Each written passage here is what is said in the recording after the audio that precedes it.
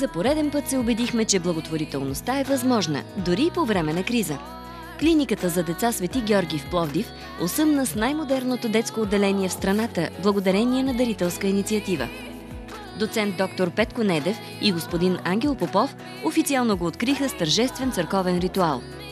Благородното дело стартира преди 6 месеца с разпродажба на картини от частната колекция на покойния Стефан Попов. Синът му Ангел Попов прие грамотата, признавайки, че дължи абсолютно всичко на своето семейство. Платната на именити художници като Енчо Пиронков, Васил Стоев, Валери Ценов и Емил Марков притеглиха вниманието на колекционери и ценители на изкуството. Голям медиен шум се вдигна от купуването на златната ракета, която донесе най-високото отличие на Цвети Пиронкова на Уимбълдън. 3 чудотворни икони на Свети Георги Зографски, осветени от пловдивския митрополит Николай, вече ще закрилят малките пациенти в Пловдивското хирургично отделение.